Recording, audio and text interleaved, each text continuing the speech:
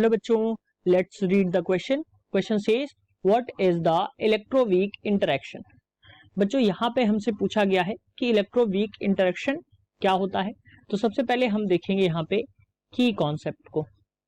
तो ध्यान रखिए, अगर हम फंडामेंटल फोर्सेस की बात करें तो चार फंडामेंटल फोर्सेस होती हैं।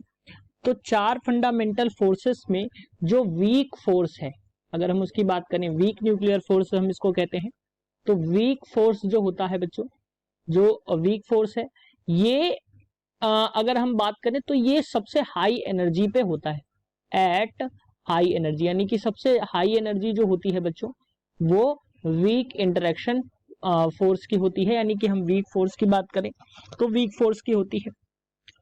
और अगर हम इलेक्ट्रोमैग्नेटिक फोर्स की बात करें तो क्या है, चारों में से जो सबसे हाई एनर्जी है वो वीक फोर्स की है, और दूसरी जो है इलेक्ट्रोमैग्नेटिक फोर्स की अगर हम बात करते हैं, इलेक्ट्रोमैग्नेटिक फोर्स की अगर हम बात करते हैं तो ये इसमें भी बच्चों हाई एनर्जी होती है। अब अगर हम इन दोनों फोर्सेस को यूनिफाइड करते हैं, जब हम इन दोनों को यूनिफाइड करते हैं तो उस प्रोसेस को, यानी कि उसको हम कहते हैं इलेक्ट्रोवीक इंटरेक्शन। यानी कि जब हम दोनों को यूनिफाइड कर देते हैं, वीक फोर्सेस और इलेक्ट्रोमैग्नेटिक फोर्सेस को, तो वो होता है एक सिंगल इलेक्ट्रोवीक फोर्स में जब हम उसको यूनिफाइड करते हैं तो वो इलेक्ट्रोवीक इंटरेक्शन होता है। मैं यहाँ पे इस चीज को लिख देता हूं बच्चों, द इंटरेक्शन, मैं यहाँ पे लिख देता हूं बच्चों, क्या होगा, weak force and electromagnetic force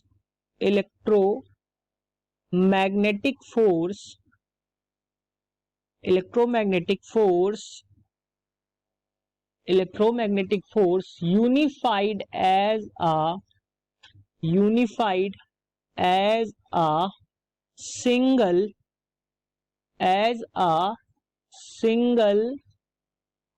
unified single electroweak force।